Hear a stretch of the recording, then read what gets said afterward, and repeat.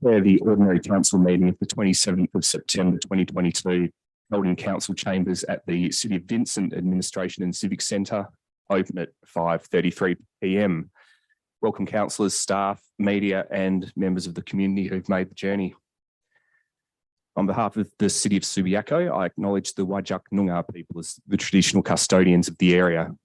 We welcome their cultural connection to the land and waterways of Subiaco and their continuing contribution to our city. We pay respect to their elders past, present and emerging, and extend that respect to all Aboriginal and Torres Strait Islander people. Please note that this meeting is being live streamed and recorded. By being present at this meeting, members of the public consent to the possibility that their image and voice may be live streamed to the public. Tonight's meeting is a hybrid meeting with a combination of in-person and electronic attendances. I'm just seeing who's here. Okay, we've got Councillor Burns attending electronically. Councillor Powell, I understand, is ill and okay. Councillor Powell is moments away and he'll be joining us in person.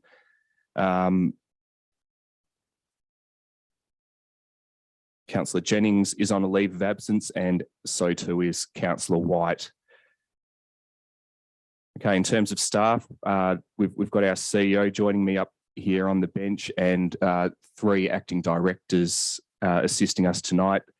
And perhaps I just ask that if you're going to have one of your staff members assisting with answering questions, you just introduce them so that we know who they are.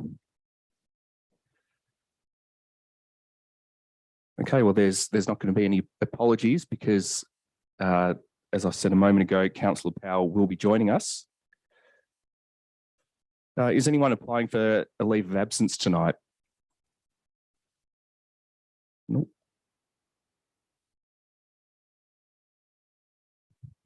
Are there any disclosures of interest for any of the agenda items?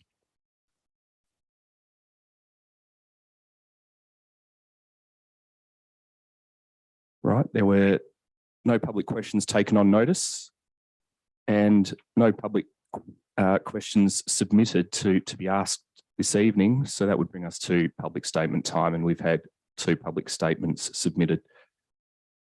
First, we'll hear from Alex Hewlett, Director of GWB Property, Rockaby Road, Subiaco, in relation to item C1.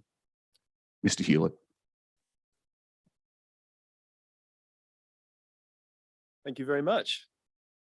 I've got a visual aid here, which I'll do my best to hold it up in front of me, if that's okay, for those that are able to see it here, and apologies to those online who are not able to. It's a picture of the lovely 414 Rockaby Road that we're going to talk about.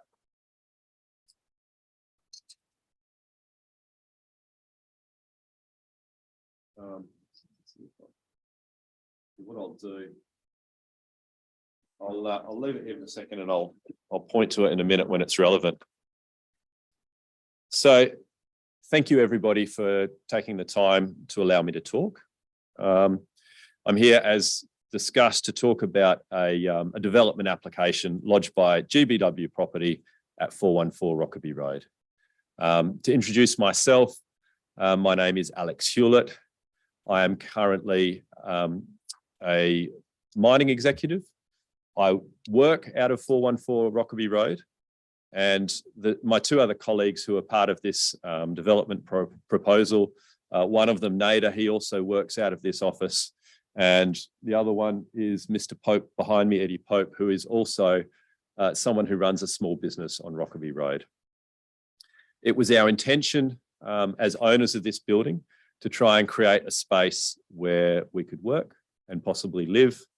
We're invested in the area, we enjoy the area, and we wanted to create something that we could enjoy, that we think is beautiful, and that would benefit our community as a whole.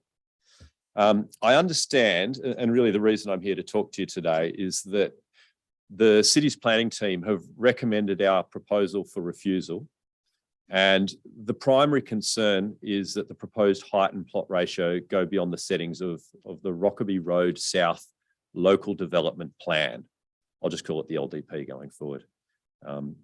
I would respectfully ask that the council consider a couple of points I'd like to raise and actually consider approving our proposal, because I think when you hear my points, there is some common sense that we would like to articulate to you all. So our site is located in a really important gateway to Subiaco. It's 3 kilometres away from the Perth CBD, and it's located on the Rockaby Road urban corridor. So context is really important when understanding our proposal, so that you can sort of hopefully see where we're coming from and judge for yourself if you think what we're suggesting has merit or not. The site that neighbours the office in question, there's only one neighbour. It's a 5-storey building, as you can see in the background here, with a blank wall, and on top of the 5 stories is a large mobile phone tower. There is no other neighbour against our development proposal. There's no residential buildings. There's no overshadowing. The only overshadowing, the shadow that would be cast by this building, is onto the intersection of Rockaby Road and Nicholson Avenue. The site is opposite a park and helps frame and provide surveillance to that edge. And the actual proposal that we've put forward is 0.1 above the currently allowable plot ratio that the site was given. So I guess to all of you who can see the picture in front of me, the current limit on height that was suggested by a newly emplaced LDP said, guys, you can't go above 3 stories on this site. I put it to you, does it make a lot of sense that you can't go above 3 stories when you can clearly see 5 stories of blank wall and a 6th story of mobile phone towers immediately abutting it with not a single window? Would it not be in the interests of Subiaco, as the main entrance to Subiaco, Rockaby Road, coming from Kings Park, that you would have an attractive building there rather than a giant blank wall? The other edge to the building that you can't see is a laneway, which again has a large blank wall and a very large office building next to it. And the crane you can see in the background is another development being built on Rockaby Road, a couple stories down, a couple of buildings down, that is also 6 stories. So just from that point of view, and nothing else, I would say, look, why are we so insistent on preserving this eyesore? So there's been a challenge for my little team. So myself, Eddie and Nate. Mr. Hewlett, before you go on, this is quite a different statement to what you submitted, and you've got about 3 minutes to make a public statement. How much more did you want to say this evening? I can just make a couple more points if that's okay with you. Yeah, please do that. Okay. Look, there's really a couple of main points that have made this challenging for us. You have in place a Subiaco planning scheme and an LDP, which are at odds with one another. So the LDP basically says that we have a plot ratio of 2.25, which is allowable, and yet a height restriction of 3 stories. We've designed a building that goes to 6 stories that just uses up that plot ratio. If it takes 6 stories to achieve the plot ratio that's allowable, what use, how could you possibly say that you have a 3-story limit in that context? The two are at odds with one another. You can't get anywhere near achieving the plot ratio within 3 stories. I think that while that has been a challenge for us, it would be normal when you go and talk to the council or with the planning committee about overcoming these challenges. It's normal practice that the planning committee would meet with you first, would discuss how you could move forward in a best case design scenario, and work together to achieve an outcome that works for the community as well as for the owners. We were faced with a challenge that we sought an initial meeting with the local planning officers, and they outright rejected our submission to meet with them. So we've done the best that we can to work within the framework that was given to us. I think I understand that you're short on time and you're all very busy with important things to discuss. We've presented a design here that, with the exception of height, has achieved all of the good design principles that would be required in a Subiaco planning design application. Our willingness to collaborate has been ongoing and has been demonstrated by the 2 meetings we have had with the Planning Authority, where we've sought to make changes to every single suggestion possible so that we could address any of those concerns. And we think that we have addressed all of the concerns that were raised. The one outstanding issue that we haven't been able to address is the height. I would put it to you that it is in the best interests of Subiaco that we build something in this premises that hides an ugly wall, that we work within the plot ratio that's been given, and what we've proposed is within 0.1 of achieving the acceptable plot ratio as described by the LDP. And I'd just very much appreciate your consideration on the matter. That's all. Thank you. I've got a statement from Brendan Sykes of Roberts Road, Subiaco, on item C3. Mr. Sykes. Thank you, Mayor. I'm here to speak in support of the proposed safe active streets, and in particular option 2 on the agenda being to trial a modal filter. How appropriate that this meeting is being held in the City of Vincent, which has implemented a number of safe active streets, and I believe they've been quite successful. It is great that the council is proposing to invest in its infrastructure to make it easier to walk and cycle, especially as we look to more efficient and environmentally friendly ways for our city's increasing population to get around. I'd first like to speak to the demand for cycling infrastructure. In a survey conducted last year, people who do not cycle at all were asked why. 39% of those people said that they fear sharing the road with motor vehicles. 29% cited a lack of safe routes to get where they want to go. Personally, I would drive less and cycle more if it were not for these 2 issues. There is a latent demand for good cycling routes, and this proposal will go towards meeting it. The proposed design is not by any means extreme or radical in comparison to other safe active streets in Perth and elsewhere. There are a handful of curb build-outs, but each one of these takes up no more space than 1 parked car. I think it reaches a good compromise, taking into account the desire by residents to preserve some of their parking. I understand there are concerns about the cost of this proposal. $520,000 approximately does look like quite a big number. I'll just take that into perspective though. The city's roadworks budget for this year is $5.2 million. We spend millions of dollars just maintaining the road network every year. I'd also point out that we are likely to receive a 50% grant towards this project as part of the state government program. So that would be approximately a $260,000 investment in Subiaco's infrastructure by the state government. In particular, I urge council to consider option 2, which is to implement a trial of the modal filter at Evans and Fortune Street. You simply need to look at the modal filters along Keatley Road and also at Rankin and Grey Street to see that they discourage rat running, they create a little bit of extra green space, and they have not led to traffic chaos. Option 1 is better than doing nothing. However, with the change of those stop signs, it does create an uninterrupted run down Evans Street. That's great for cycling down, but it can also attract potential rat runners attracted to that straight run.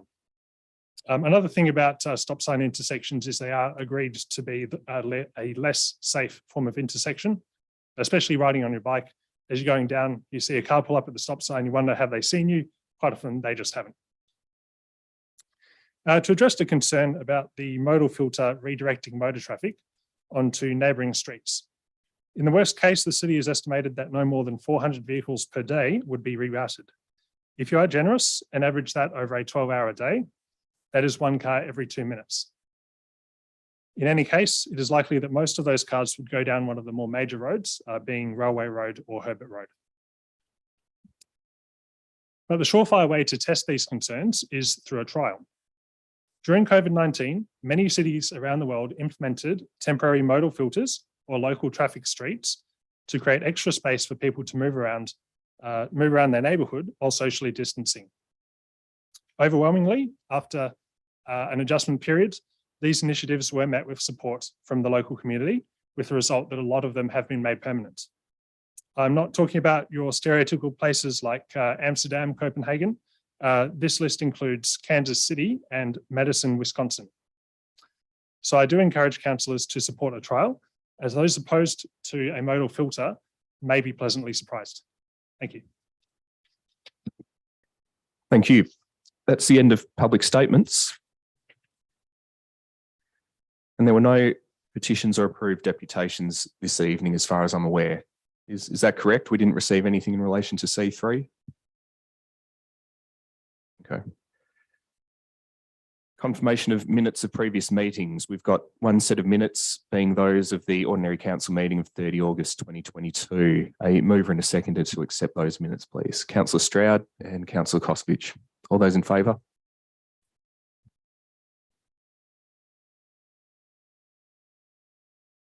Yep. Councillor Burns, you're for? Okay, it's carried unanimously. Okay, some announcements.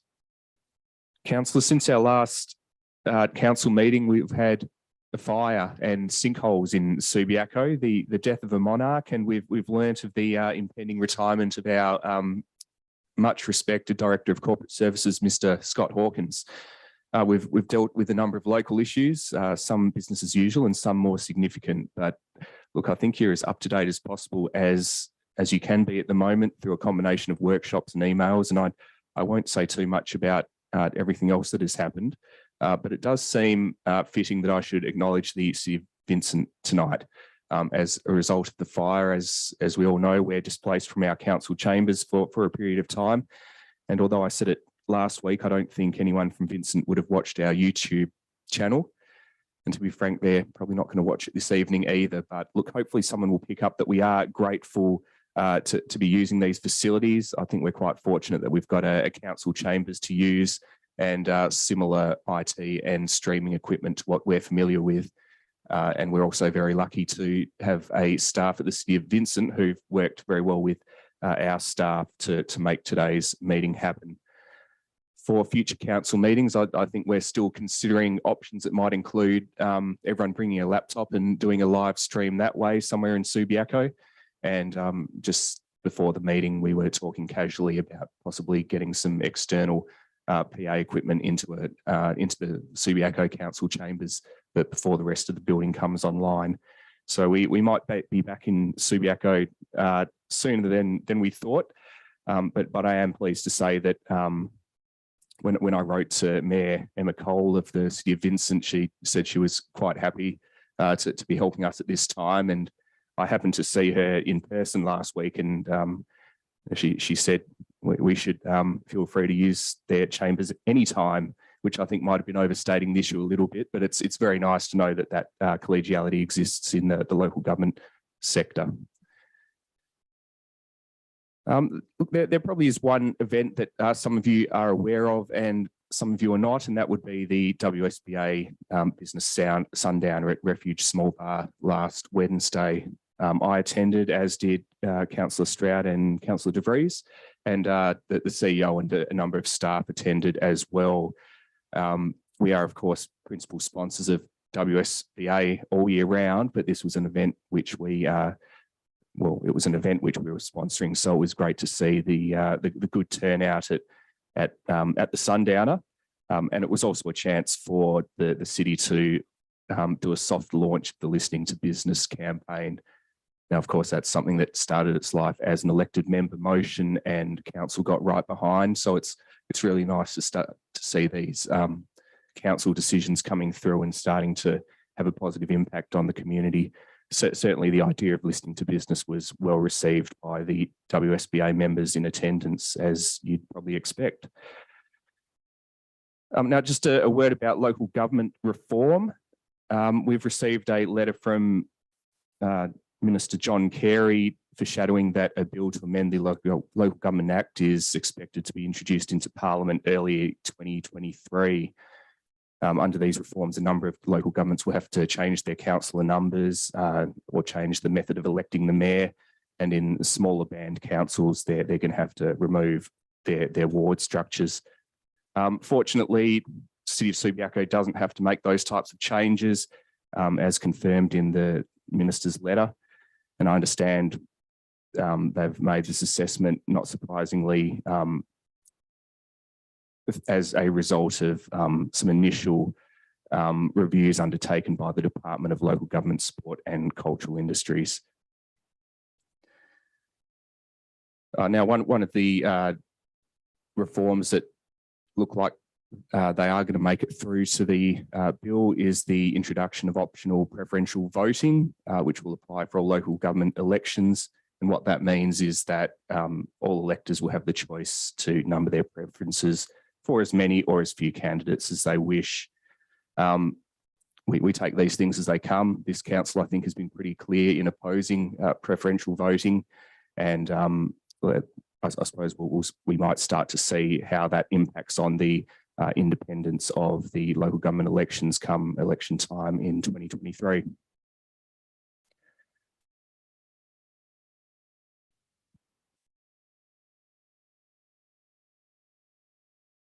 Okay, that's the end of my announcements.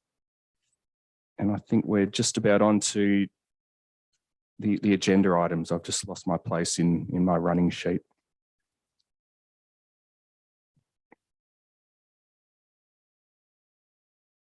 Yep, we are. Okay, so I've got a possible en bloc vote in front of me. And at the moment, that en bloc vote would consist of items C1, C2, C4 and C5. Does anyone wish to remove any of those items from the en bloc motion? Mayor McMullen, Councillor Stroud. C1.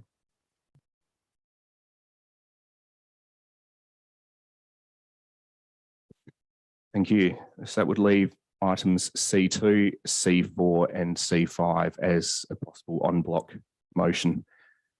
Do I have a mover and a seconder for the en bloc vote? Councillor Kosovich and Councillor Stroud. All those in favour? The en bloc vote is carried unanimously.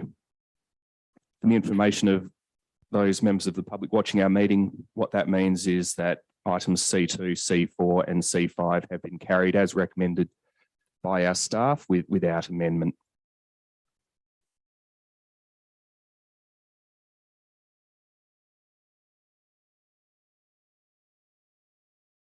So having just pulled item C1 from the en bloc vote, that would be the next order of business for this evening. C1, of course, is the responsible authority report for 414 Rockaby Road, Subiaco.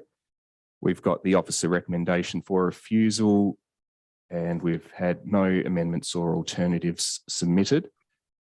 So I'll be looking for a mover and a seconder for the officer recommendation, please. Councillor Stroud and Councillor Hammersley. Councillor Stroud. Yes, thank you, and good evening, Mayor. Yes, I pulled this for a few reasons. Firstly, because we have had a statement on the issue and it's raised some interesting points. But also I have a number of questions as a result. So if I can proceed with the questions, thank you. With a bit of a statement too, as councillors are well aware, a great deal of consultation went into our local development plan of the South Rockaby Road. And in doing that, we need to be very respectful. It is a contemporary it is a contemporary plan. This particular site, to me, is an obvious landmark site. And Councillor Stroud, sorry to Sure. interrupt. You're starting your speech and you're going to ask some questions along Yeah. the way. Is that what you're doing? Yep. So, Thank you. so I'm getting to my question now. So I'm just interested, because I haven't got a full memory of all this. It was a time when a lot was going on. So through you, thank you, Mayor, to staff, was any consideration given to this particular site being a landmark site as against just the corner block of the four corners that defined the South Rockaby Road precinct? Thank you. Acting Director, Community Development. Thank you, and through you, Mayor. In some initial iterations of the local development plan, this corner site was considered with other corner sites as bearing the bulk of the additional height, with the midsections of the block to be at lower heights. It wasn't considered on its own. It was considered as part of the other, I guess, corner sites. And that was the original consideration. However, following the consultation and response from the community, that position was in essence reversed. So the mid blocks for the majority of the heights and the corners of the intersections had a lower height scale at 3 stories. Thank you. If I can continue with some questions. So therefore, to allow something like this to go through would impact on our other 3 corners and really undo our local development plan. So I assume that is correct. Thank you. But if it actually was defined as a landmark site, would that actually make a difference? Would it stop any precedent of the other sites therefore being defined? See what I'm getting at, because it is so distinctively different from the other 3 corners. Thank you. Thank you, and through you, Mayor. So the first question is, would this set a precedent? Making a decision in and of itself wouldn't necessarily set a precedent, so it would need to be considered on its circumstances. The interesting thing for council to consider for this site is that when the height scale was limited to 3 stories on the intersections, it was really considering protecting overshadowing on those intersections which currently have a number of cafes. So there's a lot of people spilling out, especially along the Heytesbury and Hammersley intersections with Rockaby Road.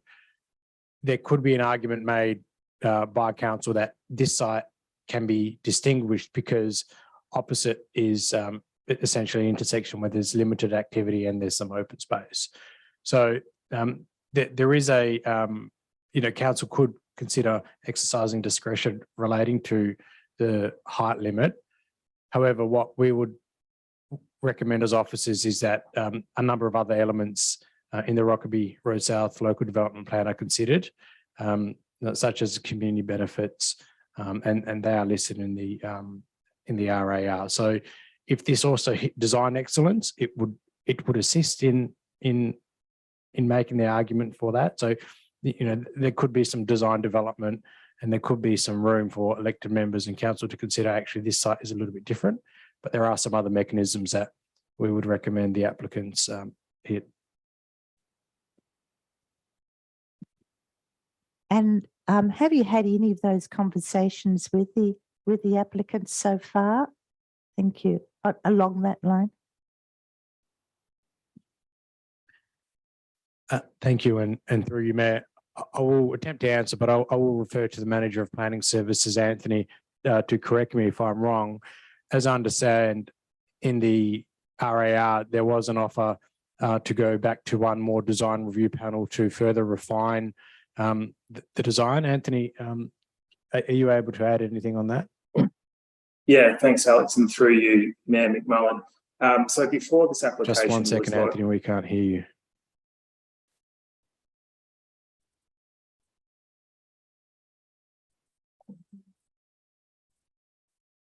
Can you hear me now?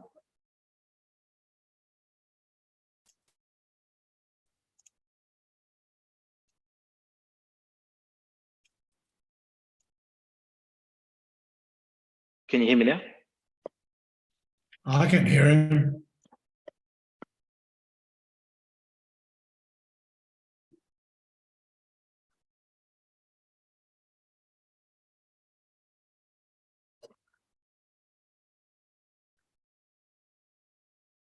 We're having a little bit of trouble hearing everyone at home.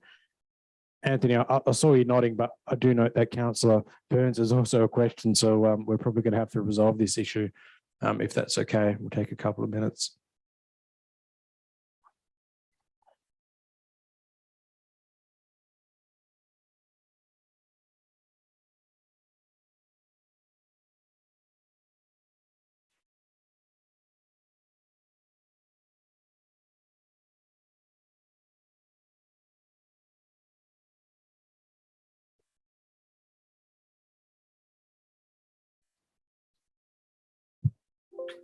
Is anyone able to hear me? I can. I think we have audio now for those playing at home. So perhaps if we can just go to you, Anthony, and see if that works. Yeah, just can you hear me? Yeah, cool, thank you. Mr. Denham. Thank you. Yeah, thanks, and through you, Mayor McMullen. So before the application was submitted, and numerous occasions during mid 2021 and towards the end of 2021. I think we have audio now for those playing at home. So perhaps if we can just go to you, Anthony, and see if that works. Yeah. Just can you hear me? Yeah, I've just got a delay now. Cool, thank you. Mr. Denham. Thank you. Yeah, thanks, and through you, Mayor McMullen. So before the application was submitted, and numerous occasions during mid 2021 and towards the end of 2021. I think we have audio now for those playing at home. So perhaps if we can just go to you, Anthony, and see if that works. Yeah. Yeah, I've just got a delay now. Cool, thank you. Thank you. Yeah, thanks, and through you, Mayor McMullen. So before the application was submitted, and numerous occasions during mid 2021 and towards the end of 2021.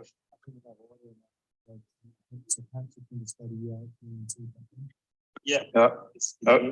Yeah, I've just got a delay now. Well, thank you. Thank you. Yeah, thanks, and through you, Mayor McMullen.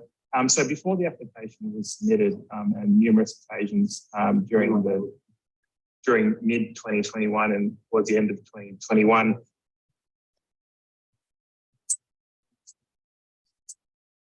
Yeah.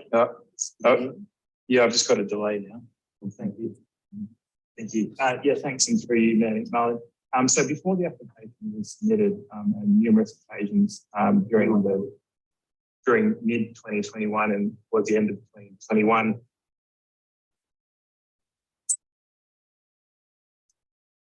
Yeah. Yeah, I've just got a delay now. Thank you. Thank you. Yeah, thanks, and through you, Mayor McMullen. So before the application was submitted, on numerous occasions during mid 2021 and towards the end of 2021.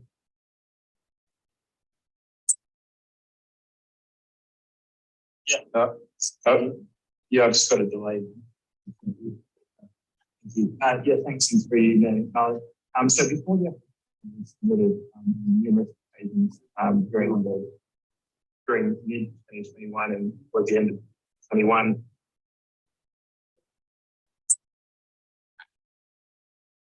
Yeah. Yeah, I've just got a delay. Yeah, thanks, and through you, Mayor McMullen. So before the application was submitted,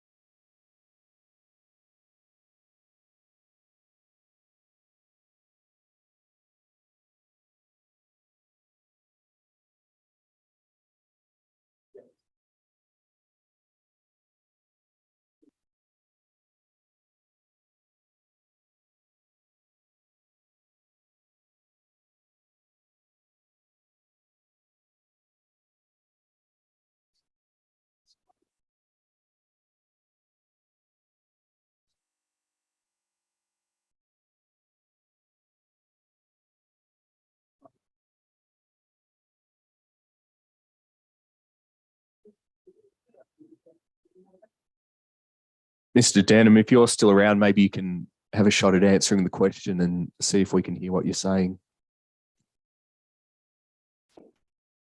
Yeah, no worries. Thank you. And through you, McMullen, hopefully you can hear me now. Yeah, so throughout mid last year, towards the end of last year, the city had a number of communications with the applicant at various stages. They were expressing interest to develop the site, and they had an interest to present to the design review panel. It was articulated in the responsible authority report why the city did not elect to present it to the design review panel at the time, because we had concerns regarding the height that was proposed.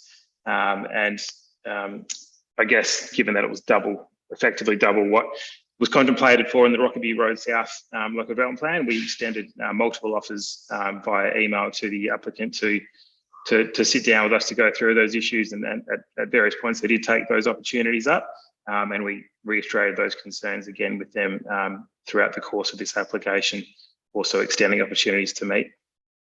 Thank you. Councillor Stroud.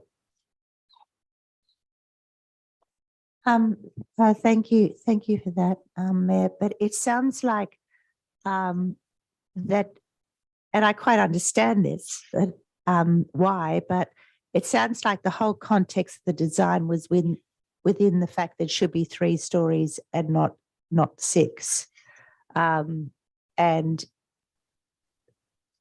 it's the height that is the thing. But there was no sort of consideration of, okay, how does this building look as a 6-story building if it was on a landmark site? So I suppose my question is, if there was a consideration of that, does it still fall down in the design principles as a 6-story building? Is there still a lot of work to do on it? Thank you.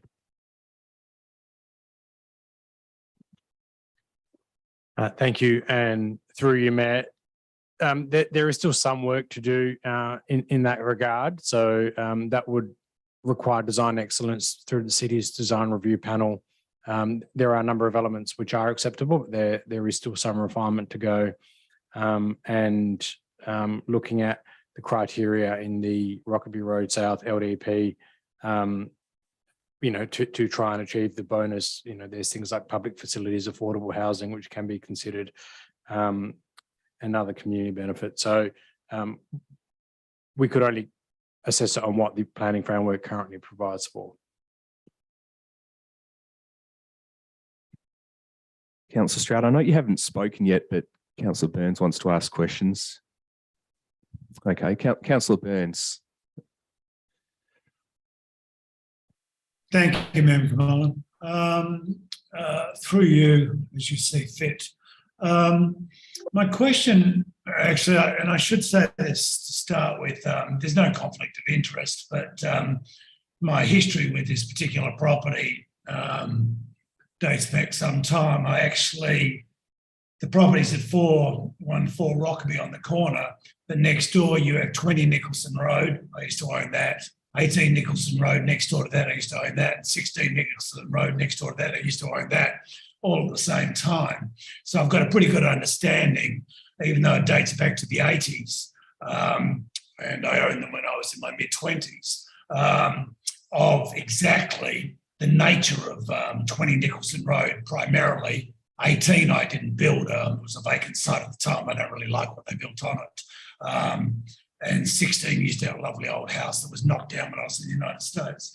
But anyway, look, the question's this, through you, is when we're talking about the 3 stories, and it's obvious, there's 5 stories next door.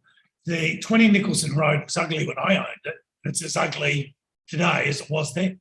It hasn't got any better, and arguably it won't.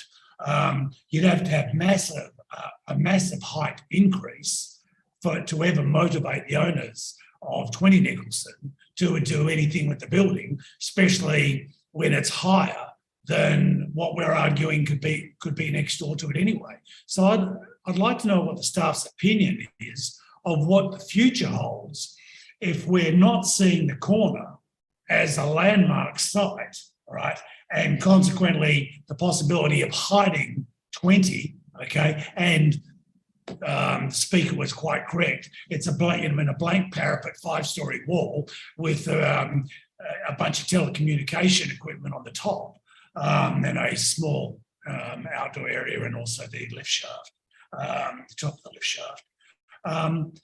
Where does the staff see us going here? Okay, so somebody comes along and says, all right, I'll build 3 stories. I mean, it would look ridiculous. You'd have a 3-story building on a landmark corner with this monstrosity.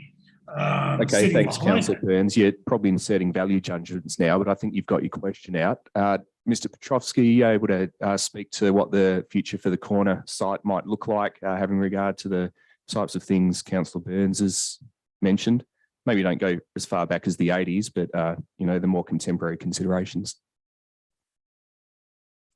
Thank you, and through you, Mayor,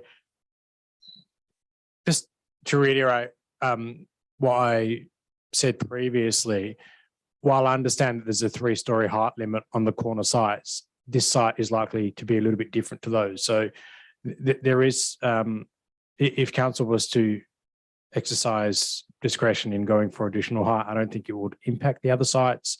It probably wouldn't be substantially out of context with what's next door, whether it's at 6 stories or 5 stories, for example. But what I would say is that it would need to have improvements through the design process. So there could be some work done throughout that process, and a deferral with the applicants working on this and with the agreement would probably achieve that. So there is some merit in having additional height on this site, which I don't think would prejudice the other corner elements of the Rockaby Road South local development plan. And the reason why there was height on that, it is substantially a different site. And there is some merit to consider in that approach. Thanks, Mr. Petrovsky. Councillor Burns, if you felt the need to ask a question now, you could, but may I suggest that we hear from the mover and the seconder, and you park any questions unless you need to get them out now.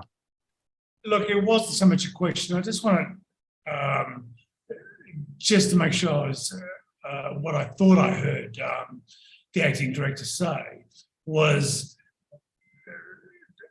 just so he can tell me I'm wrong or I'm right, but that considering what I posed, he did see merit in deferring, so that the applicant even could make some changes but still achieve the height to actually get a landmark corner and really obscure what is an unfortunate building. I know you don't want me to mention the 80s, but I know exactly when it was built. And it's been sitting there like a sore thumb for a bloody long time. Sorry, I shouldn't have said bloody, excuse me, councillors. It's sitting there for a very long time. So did I have the acting director correct that a deferral for a further consideration, albeit some alterations, but maintaining the height so we do obscure and get a more landmark, get the concept of a landmark corner with it fading back height-wise from there? Was that what the acting director was saying, or did I misinterpret? Thank you, and through you, Matt. That's thank you, Councillor Burns. That's generally what I said. What I would preface it is that we need to make a recommendation to the development assessment panel. If there was to be a deferral, there is an opportunity to discuss with the applicants, possibly if they would accept that deferral, and by accepting that, we can push back the date that we need to provide our report to the development assessment panel, but that will be subject to their acceptance in any event. Right. Thank you for now. I appreciate that. Councillor Stroud, did you wish to speak as the mover of the item? We're always put in a very difficult situation where, thank you, Mayor, where we have these deadlines and it goes on to another authority to make a decision. So I think I'll just leave this alone. I won't speak to it. We really have to take it on the merits of the work that the staff have done within the planning framework. But perhaps the discussion has also given some cues to the applicants of where they could put some more work into this. There's obviously still a problem with the design and so on, but there is potential in the site to be looked upon differently than the other three corners of the South Rockaby Road plan. I'll leave it at that. Thank you. Before we hear from Councillor Hammersley, if at all, Mr. Petrovski, how much time do you think you'd need to get a better outcome if council were to defer this item this evening?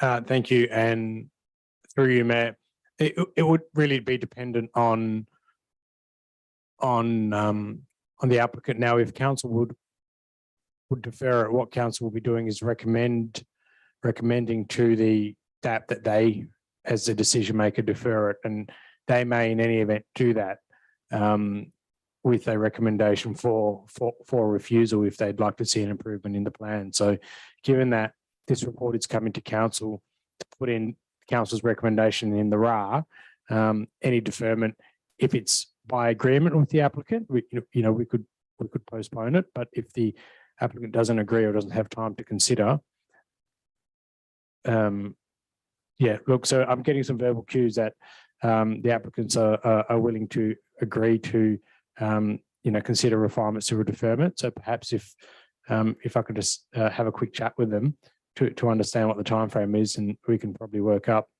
an alternate recommendation, but I'll just need a minute or two.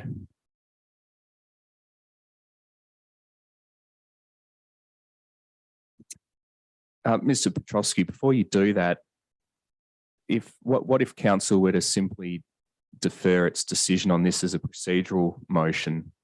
Where would that leave us procedurally in terms of the DAP procedures? I think that I'm hearing a few whispers that there's just a little bit of concern about drafting an alternative recommendation on the fly when we've got your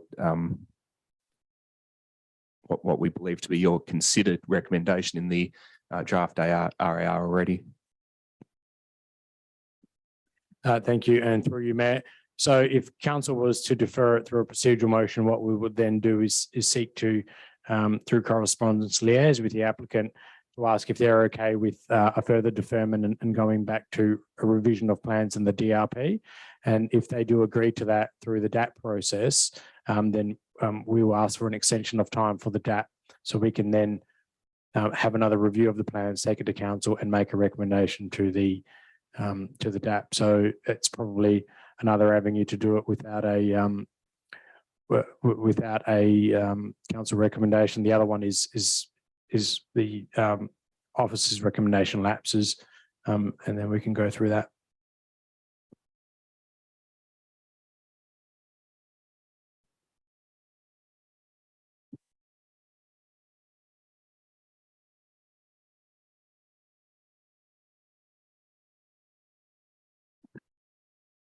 Well, I think I know the answer to this, Mr. Petrovski, but the only risk of carrying a procedural motion and dealing with things offline with the applicant would be that they could potentially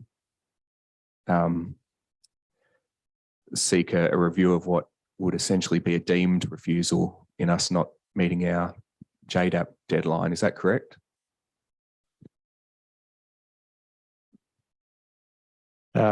Thank you, and through you, Mayor. So if, for example, there is this item's not dealt with by council, whether it's a alternate or procedural motion to defer or it's lapsed, what would happen is we would liaise with the applicant to extend the time that our RAR is due. And if they agree to that, then there's no recommendation to the DAP until it goes through another design process and goes through council again.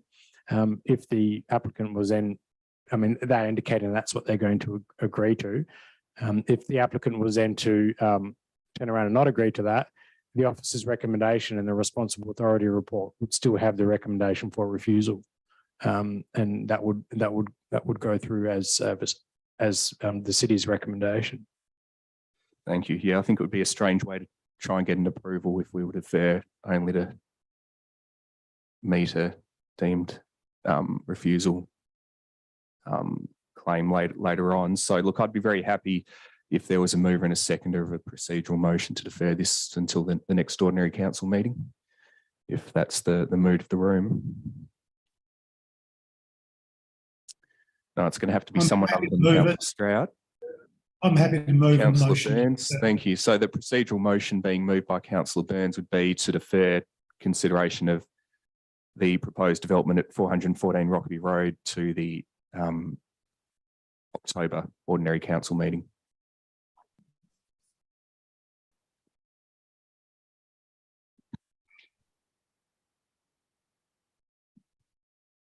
Sorry to interject. If I may, there might not be enough timeline for the applicants to make revisions, go back to DRP, get revisions again and have the assessment done by October.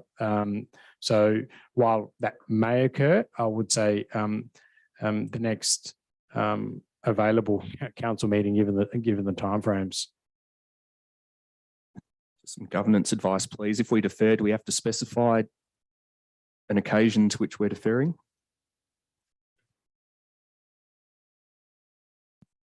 I've got some Vincent standing orders in front of me, but we won't use those.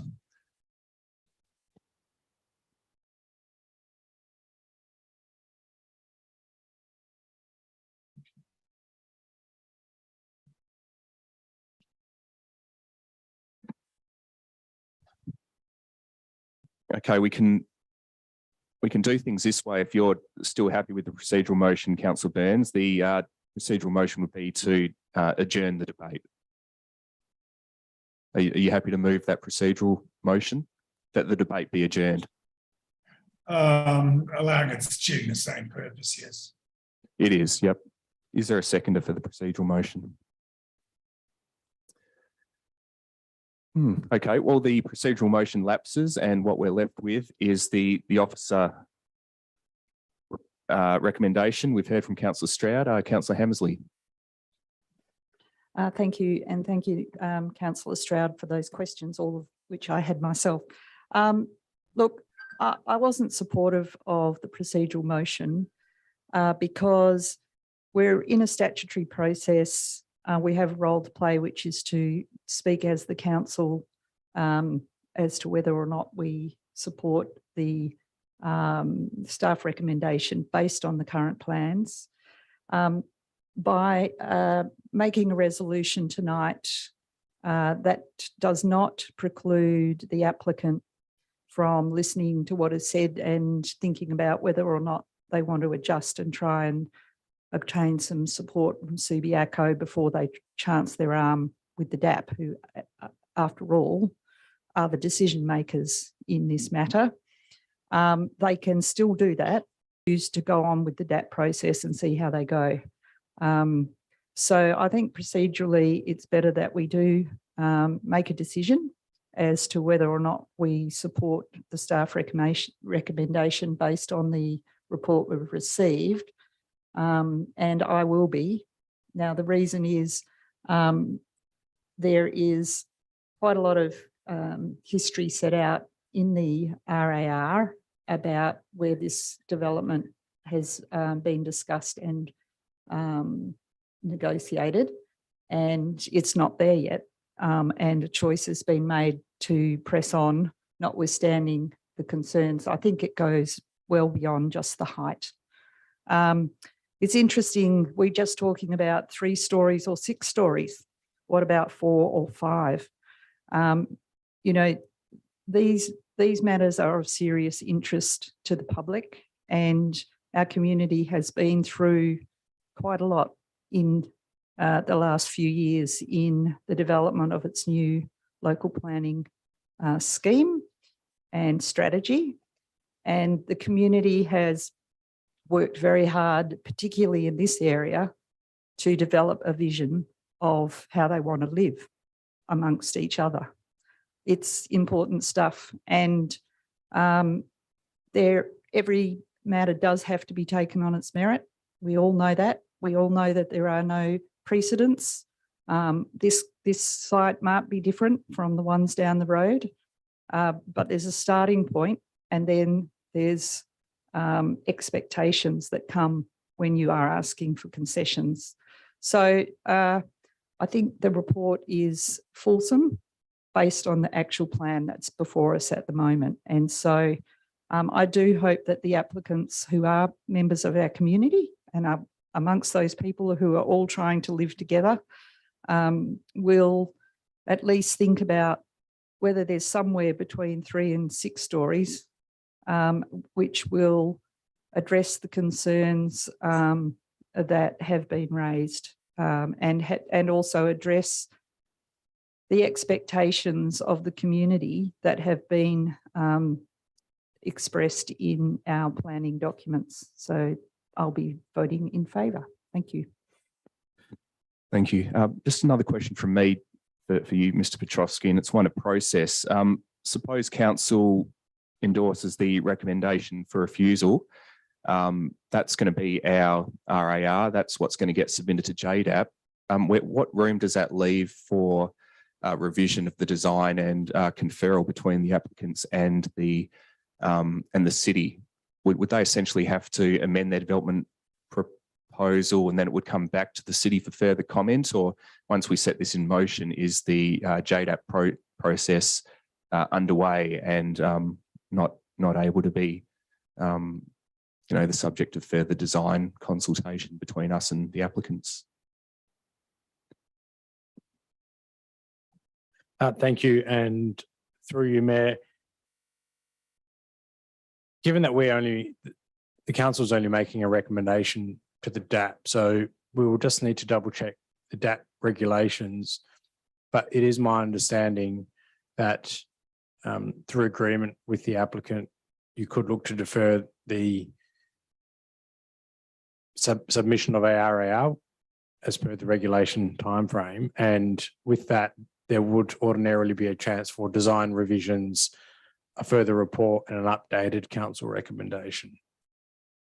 So while there is an opportunity for that, and in any event, if there's no opportunity, it's something that could be dealt with quite quickly at a DAP meeting. Any speakers against the officer recommendation? Any other speakers for? Councillor Burns. Speaking for or against? Against. Thank you. Thank you, Mayor McMullen, and I do appreciate Councillor Hammersley's comments with regard to procedure and the area in general. But I'm a little, I don't know, I'll pick a word later, but my concern is this: we have a report in front of us saying to reject, but earlier in questioning the acting director, and I posed it to question almost twice, but I posed a backup question to get clarity, is, I found him supportive of, having height, on the corner, and probably a reluctant acceptance as to the nature of 20 Nicholson next door that's been sitting there for 4 decades. So I don't really see where we're going pushing forward. We've also, the acting director mentioned that he's, receiving nods from the applicant who's in the gallery. So, rejecting this, right, at this stage, approving the recommendation, right, just seems somewhat, untoward. You know, it just doesn't work for me. The applicant doesn't want to push forward. But I agree with what you said before, Mayor McMullen, that really we're setting wheels in motion where we're going to send this to the DAB, saying that we reject it, but we've got an applicant that wants to alter it. We want to see it altered, right? It seems the acting director would like to see it altered, but if we vote to approve the recommendation, we're going to do exactly the opposite to what everybody in the room, well, the key players, being Mr. Petrosky and the applicant, wanted trying to achieve. So, councillors, I don't know what's achieved also by refusing it. Refusing the recommendation, but I certainly wouldn't be approving the recommendation and sending it to the DAB in its current form. So I still think there's an opportunity for anybody that hasn't spoken to move a procedure. We can still see I didn't move a procedural motion to defer. I moved something different. There's still an opportunity for anybody that hasn't spoken to move a procedural motion to defer the item, and let's have a look if the acting director and the applicant can come to a better outcome as to this landmark corner. Thank you. Thank you. A speaker for the officer recommendation? Speaker against? Okay, I'll enter the debate then. I'm going to speak against the officer recommendation. I'm by no means suggesting a particular development outcome, but I am interested in the idea of some further design work being undertaken, particularly given we heard in the public statement that that our staff hadn't met with the applicants, which from my own knowledge of how they operate, I would find curious. But in any event, like Councillor Burns has just said, we've got a head of planning who is suggesting the possibility of a better outcome with a bit more work. We've got applicants who have been, I think, nodding and indicating that they would be prepared to do a bit more work on the design without pressing forward at JDAP with a recommendation for a refusal. So, in the circumstances, I suppose I'm reminded of things like a development application a few months back, which this council deferred. Further work was done with those applicants, and a different outcome was achieved in a planning sense that from memory this council was supportive of. So there's always the possibility that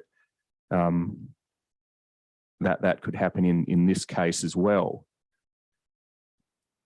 So look, I think it would be that we would be doing absolutely no mischief by moving the procedural motion and carrying it, as I suggested before, but that wasn't taken up. So what that leaves, in my view, is that we vote against the officer recommendation. We're left with a situation where no amendment's been submitted, so therefore council hasn't made a decision per se on the application this evening, but we'd be doing that on the understanding that we've got applicants who want to spend a bit more time and effort working with our staff to get a different development outcome. So look, if I'm pretty comfortable with that, reading the situation as it's unfolded. So look, I'm going to add my voice in opposition to the officer recommendation, and I look forward to hearing the rest of the debate to see what council wants to do about this development proposal. Thank you. Councillor Hamsley. Could I just ask a question? I think I picked up from one of the earlier responses. So just so we know where we sit, if we don't pass, because the officer's recommendation is simply recommending to council that we adopt the same position that the staff adopt. Is it the case then that if the applicants walk out of the room and go, you know what, actually we are just going to go to the DAP and ask them for our approval, will the staff report as currently be drafted delivered as the I mean, it's a bit weird technically, but as the position of the city of Subiaco, and there will just simply be no comment from the council one way or the other? Is that where we'll be in front of the DAP? Mr. Petrosky, I think Councillor Hamsley raises a good point. Maybe you could answer that. So if there's no resolution by council, the officer's recommendation will become the resolution. However, given the discussion tonight, that officer recommendation can be changed to a deferral, for example, if that needed to occur. Now, that may all, in any event, be a non-event if the applicants agree to extend the time frame for the RAR. It is a little bit messy at this play, but however, if and on the flip side, if the council's recommendation is a refusal and it does go to DAP, the city's position will be as per the council recommendation, noting that if there was to be a deferral, that would need to come from the DAP. Okay, any other speakers? Councillor Powell. I've got a question just for clarification, if I can. Is it correct that really the plans can change up until the hearing and even on the day of the hearing? That that this is not set in cement, that the plans can change and that the applicant can request, even at the DAP hearing, changes?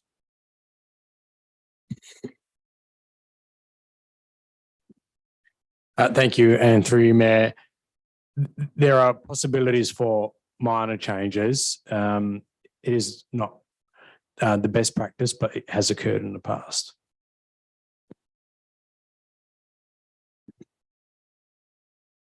Any other speakers? Councillor Stroud, doesn't look like we do have any other speakers, so it's your chance to close. Thank you, Mayor. Unfortunately, this did get messy, but for good reason. Look, the staff have done exactly what they should have done. They have assessed this within the within the framework as presented, and all very contemporary. So in that particular context, it is a refusal. I think where this has fallen down, from my assessment, is it hasn't been identified as a landmark site. We've referred to it as tonight.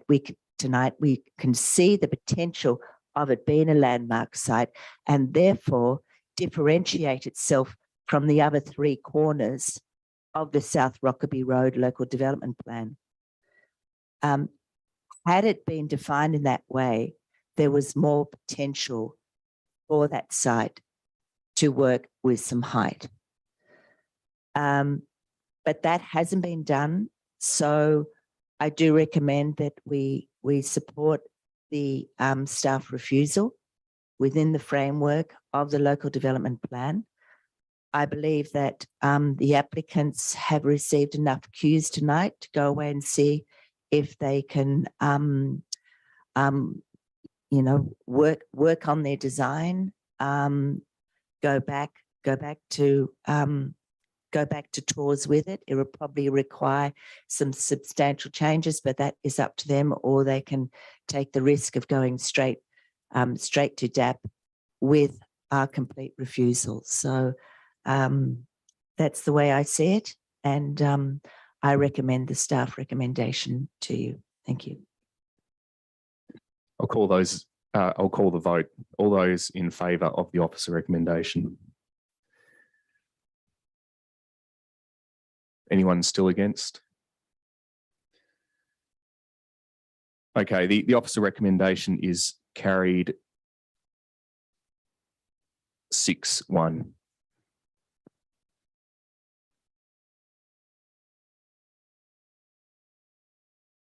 Councillors, C2 was carried as part of the en bloc motion. So the next item of business is item C3, the safe active streets proposal for Evans Street to Keatley Road. Approval to proceed to detailed design and construction. We've got the officer recommendation that we should proceed to design and construction, and we've got amendments submitted by Councillor Powell and Councillor Stroud. Do I have a mover and a seconder for the officer recommendation? Yeah, Councillor Powell, yes.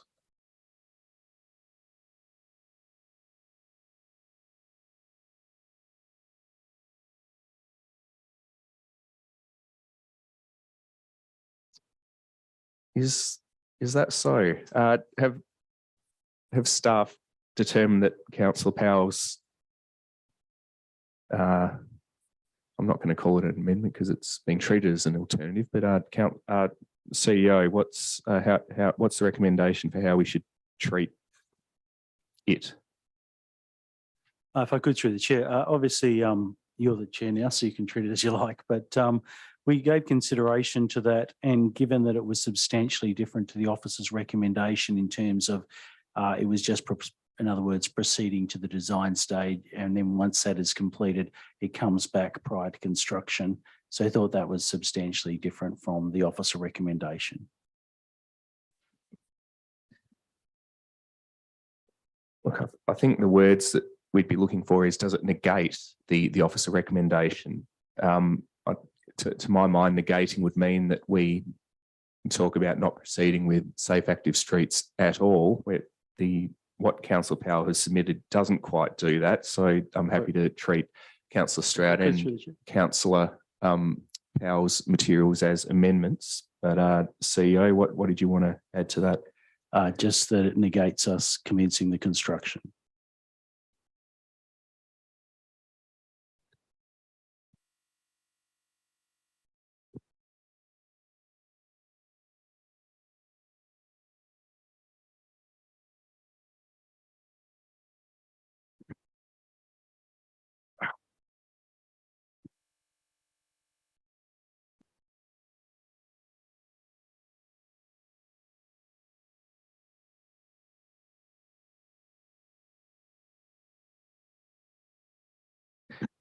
Look, in my view, it doesn't negate, it adds an extra step.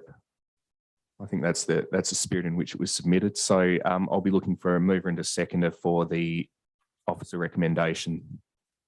Councillor Hammersley, Councillor De Vries. Councillor Hammersley, did you wish to speak? Yes, I will. Now, I've read up a lot about this, and I've listened to the voices that are coming out of our community, concerns in both directions, and thank you to the person that came and spoke tonight as well. So the reason I've spent quite a lot of time going back over all of this is I was a little bit surprised at the reaction to the proposal to go to final design and then construction, given the history of the matter. I am in support of the bike plan that the council passed as it turns out, en bloc in February 2021 without comment or question from the community. And I've read up both the minutes of that meeting and the content of the plan about consultation. Now, people come and go from the suburb, and obviously there would have been people that weren't even here when we made that decision. They would, and also people have busy lives, and it's very, very difficult to keep up with what is going on in local government. It's a full-time job, as us councillors know. It's very, very difficult. And so, you know, my first question for myself was, am I committed to continuing with the plan? Because I don't think we should move to detailed design if we're not dinkum about this. And having gone through all the papers and considered the competing interests and the issues, I've decided that I do support a continuation with the plan.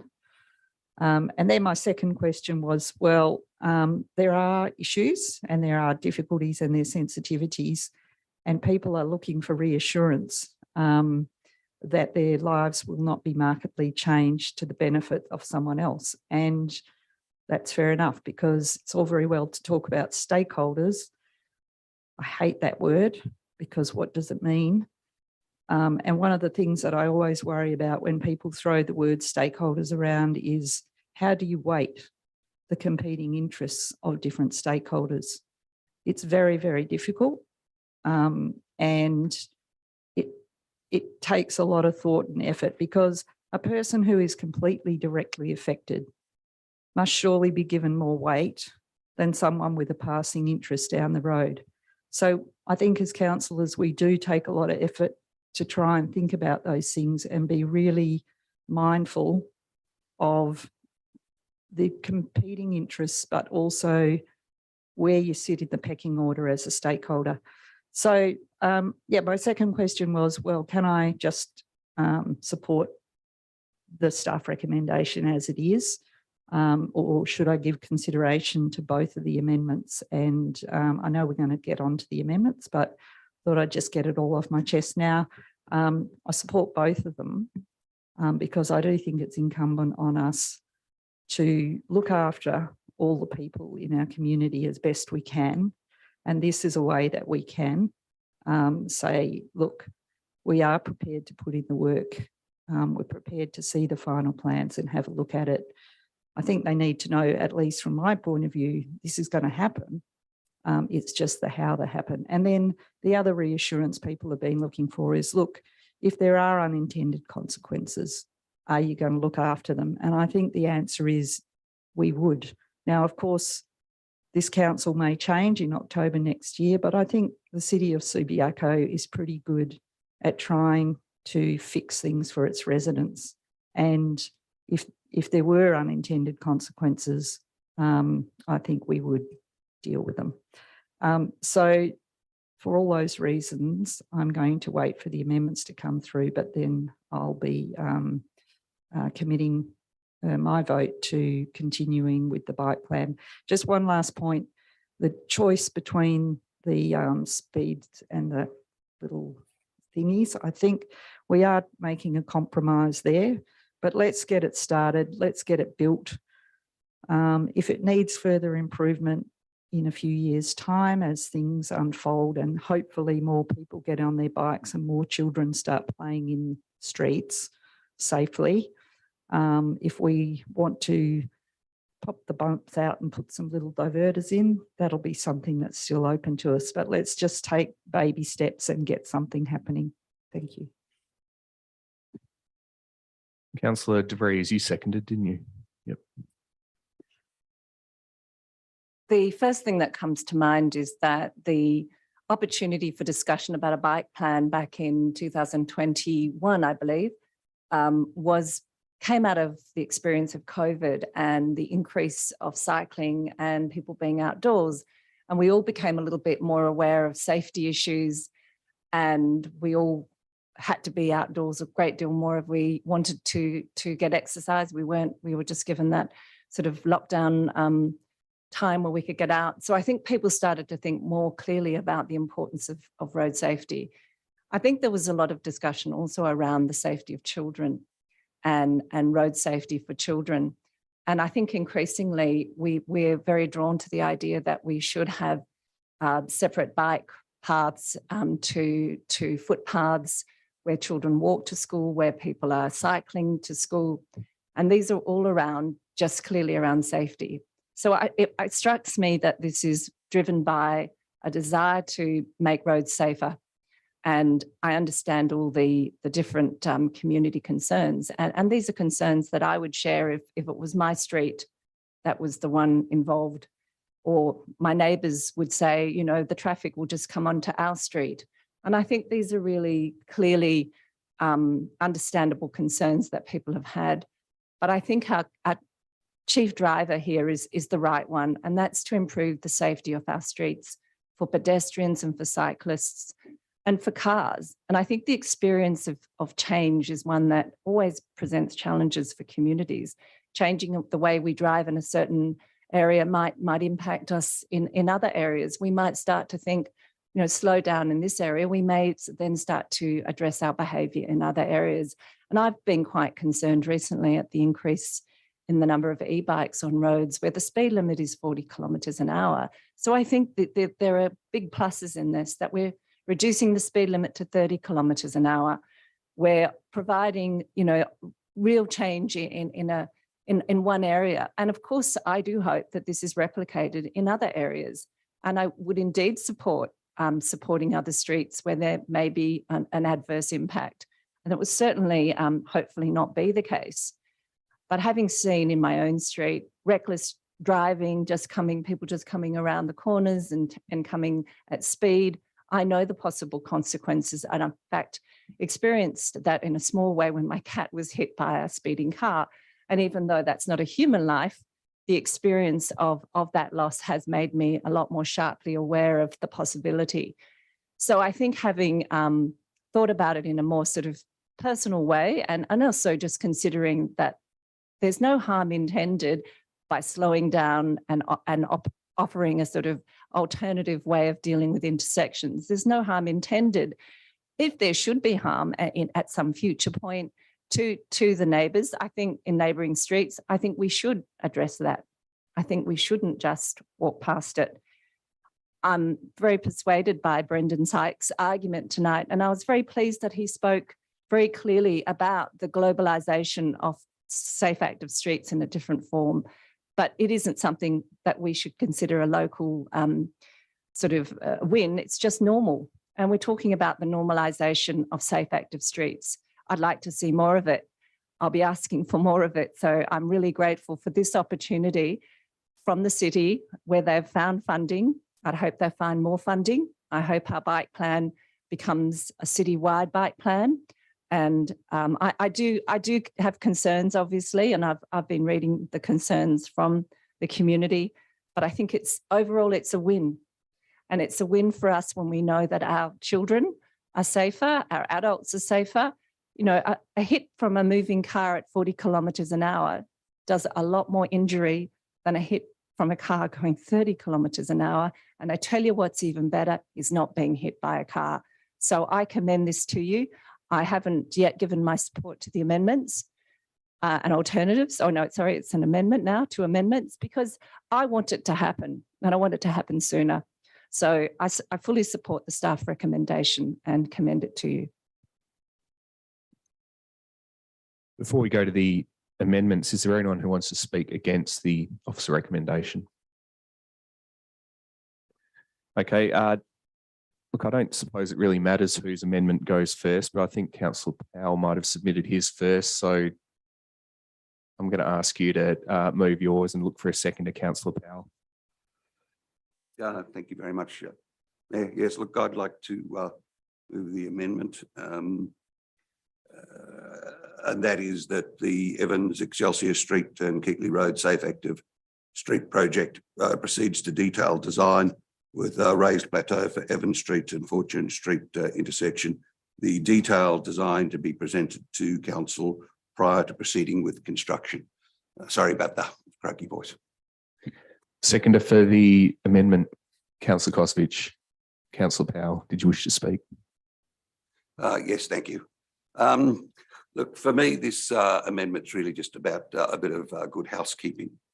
I think we're all aware that the response to the Safe Active Streets program has been a bit checkered in the western suburbs. Some councils have said no, others have progressed Safe Active Streets to a mixed response from residents.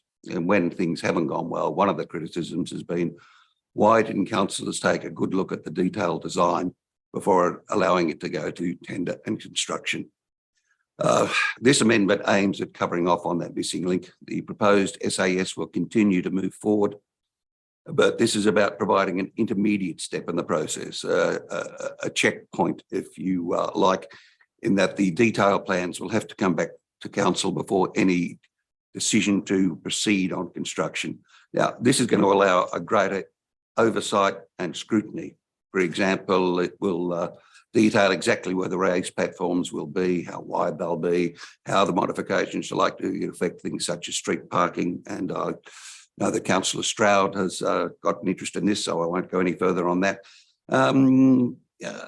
It'll also give us information on things like potential drainage problems. It'll provide greater insight into the project's projected costs and give us greater budgetary control. So I think that's basic housekeeping. The Evans Excelsior Kicking Road Safe Active Street has been the subject of widespread consultation, indeed 2 bouts of consultation. And as expected, there are those who support it and those that don't, and those that still have questions, and the questions were still coming in today.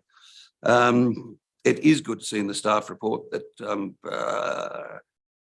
the proposal does cover a couple of kilometres of roadways, and views have varied, and so staff have taken that into consideration, especially the plan that contained the modal filter for Evans and Fortune Street intersection, which would have diverted traffic onto Onslow Road and Morgan Street, I think was, as was mentioned earlier, and potentially onto Wayland Road. Now, the officers have said that won't proceed even to trial, and that really is an outcome of the consultation with the community. Look, there are still concerns by a number of residents on Morgan and Wayland about the increased traffic on their street by motorists avoiding Evans. Look, as far as I can see, staff don't seem to think that there's going to be a big problem. But I'd like to confirm what I heard at last week's briefing. I think that if there is a surge of problems in those streets, the city will address it, and there is money in the capital works budget if required.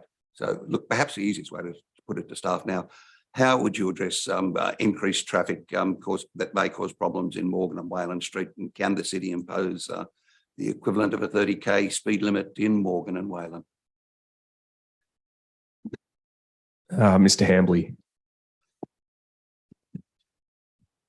Thank you, and for you, presiding member. So just to answer your question, so absolutely, the intention, if we were to proceed to construction, would to do some very thorough traffic counts and investigations prior to the work commencing, and obviously subsequently afterwards. If through that exercise we were to determine that there were some traffic issues in surrounding streets that we don't envisage at this stage, but if they were to arise, you're quite right. The city does have allocations within its capital works budget every year. For local area traffic management. So if that was required in some of those side streets, for instance, there would be funding available there so that we could address it with similar traffic calming measures. The only thing I can't guarantee is, while we could certainly have the authority to put traffic calming on the streets, I couldn't guarantee 30 Ks on the side streets. So it'd just be the traffic calming if required. Okay, thank you very much. Look, this amendment's not about a lack of faith in staff. It's about accountability, crossing the T's, dotting the I's. Our community can have faith that we are monitoring this process closely. And as addressed in the staff comments, it's really just giving a clear direction about the process that the council wants to follow. Look, I'll leave it go at that. Thanks. Councillor Kosovich, did you wish to speak? Yes, thank you, Mayor, and through you. First of all, just on the community support for Safe Active Streets, there were 2 consultation periods, as Councillor Powell has alluded to. On the first one, which was from the 19th of July to the 22nd of August, it came back with 71% support. And on the last one, that was on the, pick it up, it came back with 59% support. So while there are concerns in the community, there is overwhelming support still for safe and active streets. It would be wrong of us even to look at going anywhere else. I see Councillor Powell's step, a good step, a check and balance. I have no issue supporting that. But I, like the other speakers, I strongly support safer active streets. If it even saves one child's life through having these measures in place, then it's a worthy initiative. If it encourages young children leaving Rosalie Park School to ride their bike and be safe around the streets, then that's a good initiative. So I endorse all that I've heard tonight. Thank you.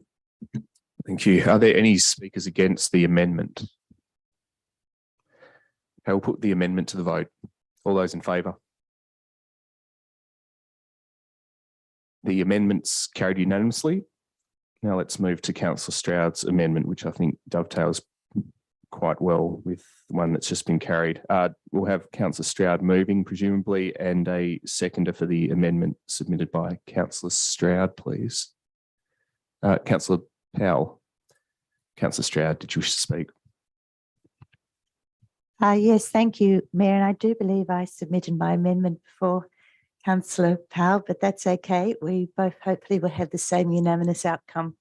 Where I actually respected Councillor Powell's amendment, I just want to talk a little bit to that first. All it was breaking a one-step process down to two for a community that is still need to be nurtured through this change to the streets. And I think that's been a very good initiative by Councillor Powell.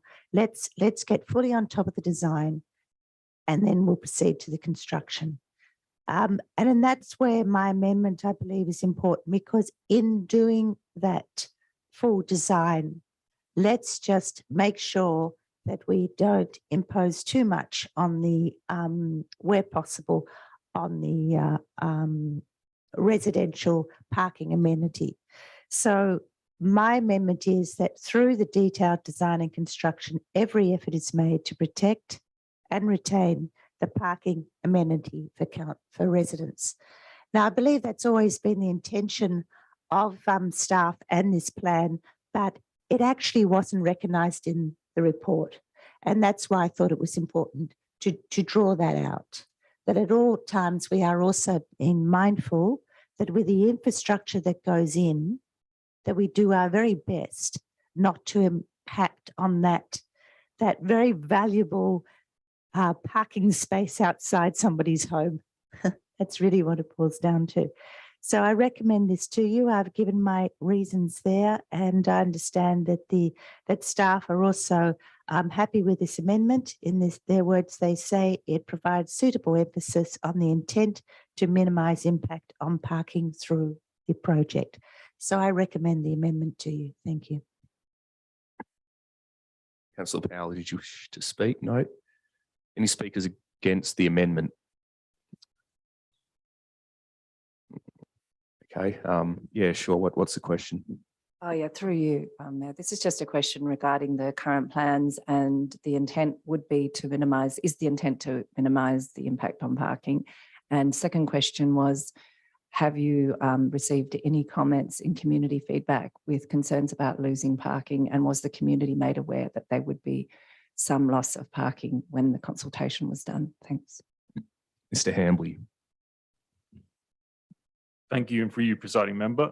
So yes, that's quite correct that one of the clear design intents was to minimise, wherever possible, the impact on parking through the design.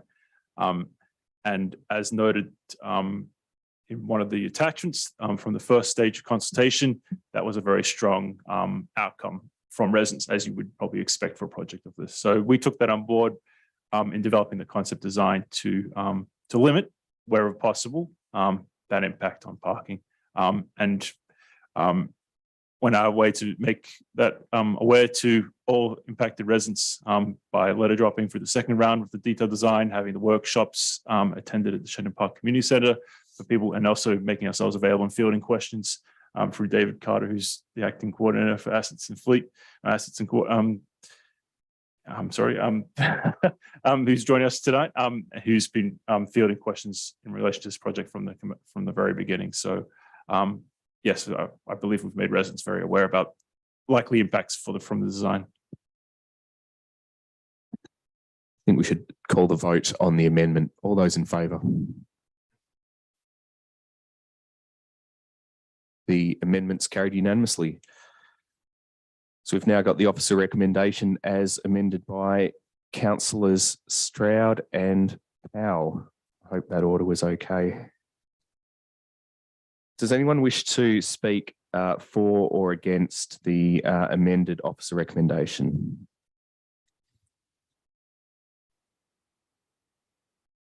Okay, there's an opportunity to close.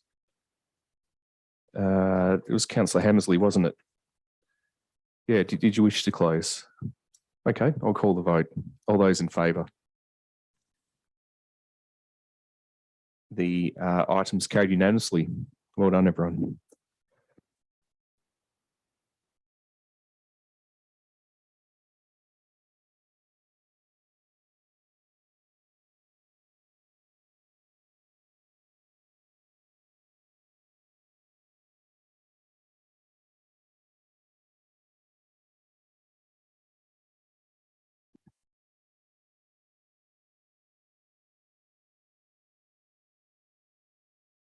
Okay, no elected members' motions were submitted on notice this evening. There's no more officer reports to consider outside of closed doors. No urgent business that I'm aware of, so I'll be looking for a mover and a seconder for a procedural motion pursuant to 7.1H of the Meeting Procedures Local Law that the meeting be closed to the public for the purpose of dealing with item 13.1. The reasons would be that it's to deal with a proposed contract, and apparently also it's a matter affecting employees, an employee or employees. Can I just have clarification on why that would be?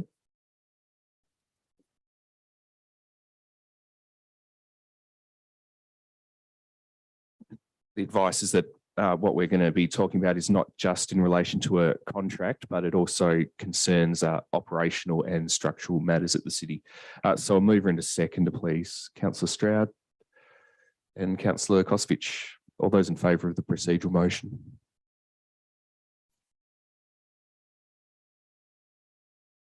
Carried unanimously.